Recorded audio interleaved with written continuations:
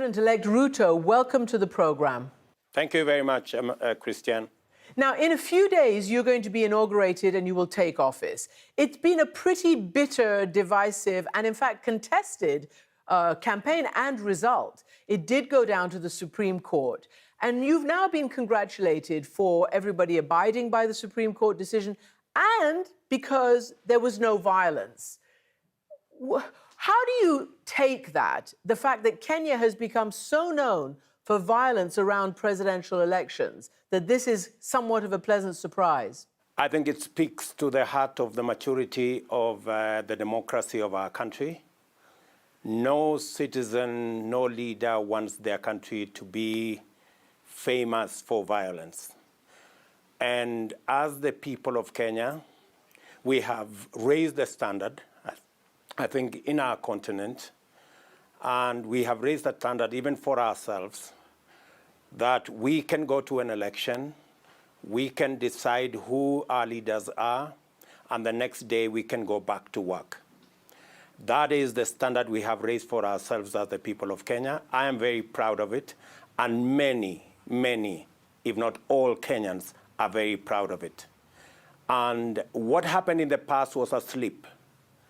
And we have gained our balance, and I am very confident going into the future, the next election will be better than the one we had this year. So again, it's very good to hear you say that, because the last one in which you said there were challenges and mishaps, and you called it a slip, what happened in 2007, 2008, more than 1,000 people were killed. So it was a pretty big disaster.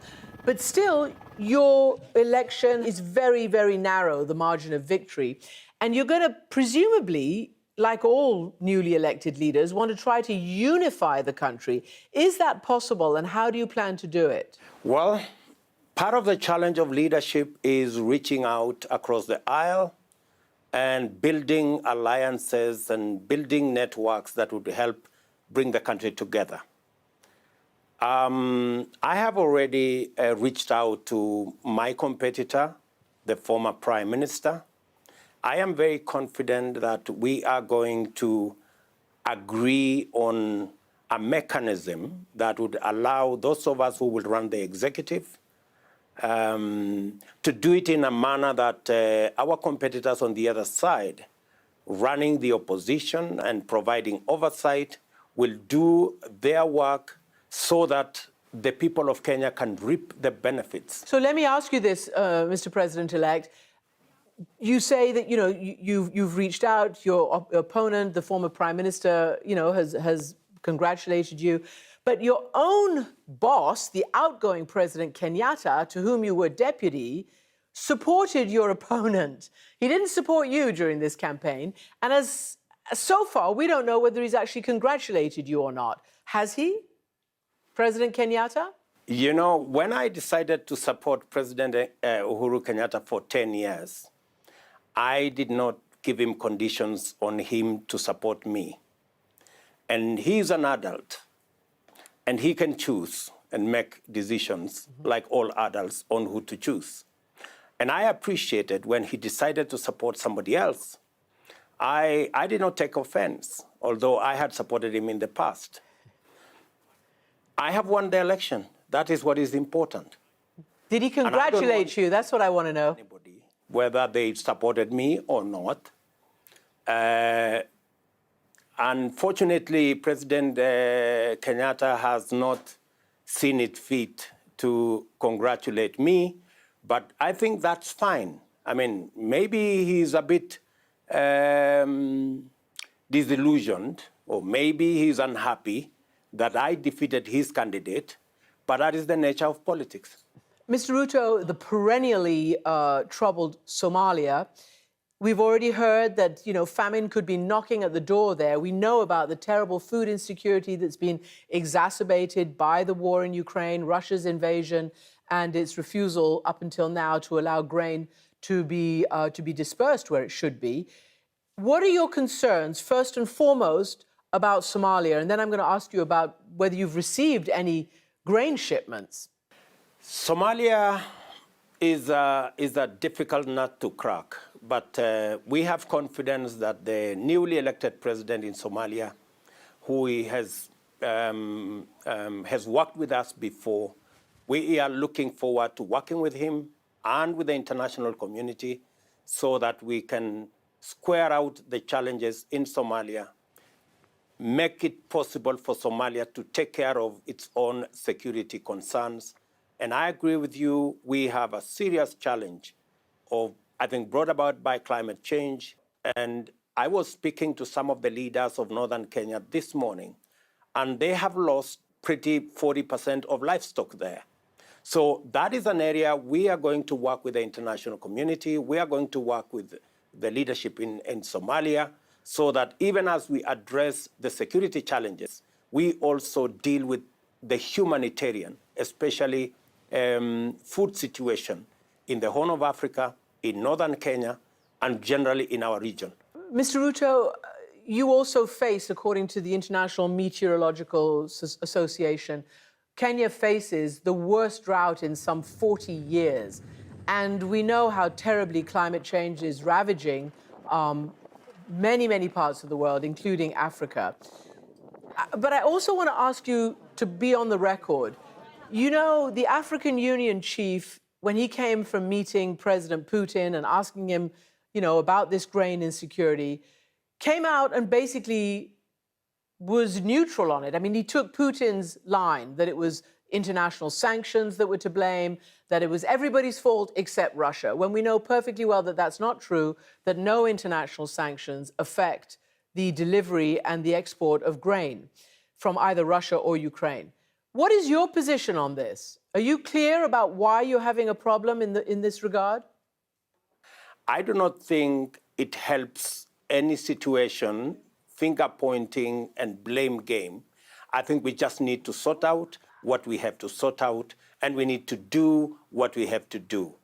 I would encourage that instead of the finger-pointing and blame game as to who is the responsible for what, we should sort out collectively as the international community the conflict in Ukraine so that whether it is that conflict or it is whatever else that is responsible for the shortage of grain, we put it behind us.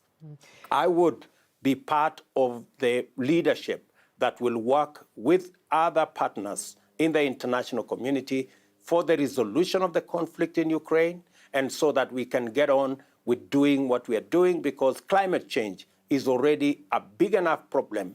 I do not think blame game would help in that equation. I want to talk to you about a specific, human rights situation in parts of Africa and including in your own country. You yourself gained worldwide attention a few years ago when you said there was, quote, no room for homosexuality in Kenyan society. I want to know whether you still stand by that. We have Kenyan law, we have Kenyan constitution, we have our tradition, we have our customs.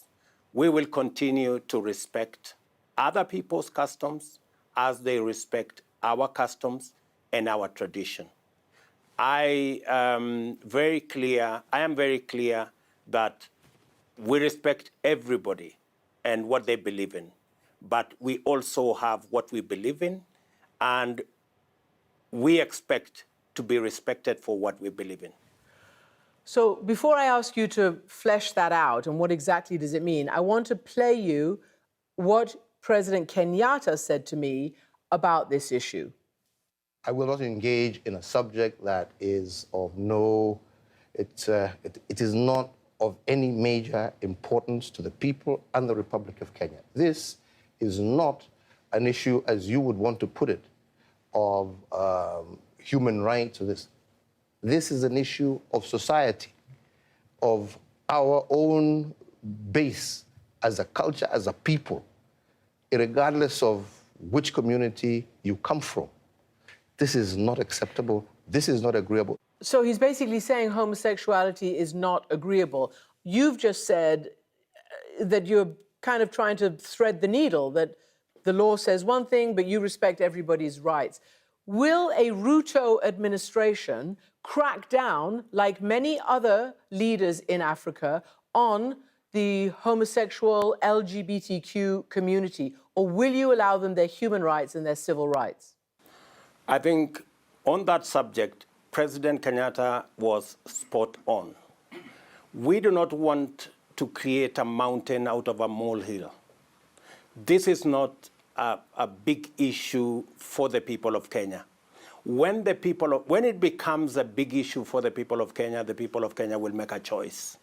As it is now, we are grappling with 5 million young people who do not have jobs, 4 million people who are hungry, and that is my concern. That is the focus of the people of Kenya at the moment.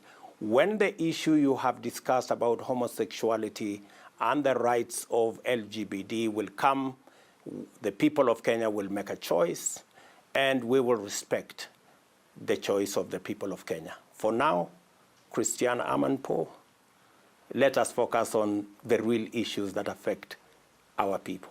As you know, Mr. President, with respect, these are real issues that affect so many people around the world. But we will hold you to what you said, and we'll come back to you if the situation requires it, which no problem. Probably it will.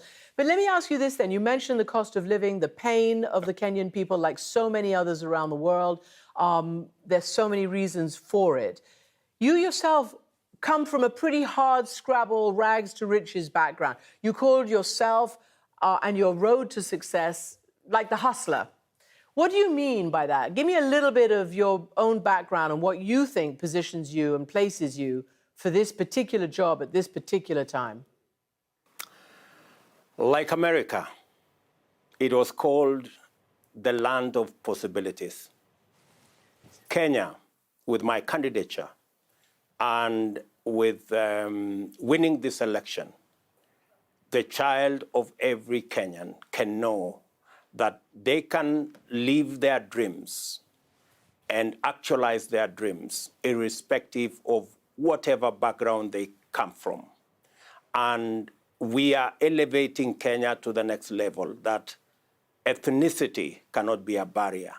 Your social status cannot be a barrier. The religion you profess cannot be a barrier. That's all my candidature speaks to.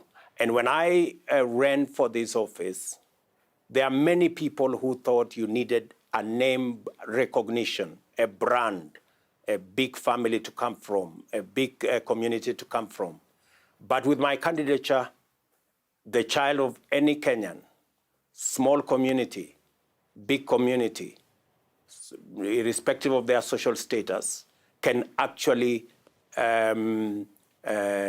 journey to success and journey to the pinnacle of any success, because it is possible, and the people of Kenya have made a decision that any Kenyan can be the best they can as long as they work hard and they work at it. William Ruto, President-elect, thank you so much for joining us from Nairobi.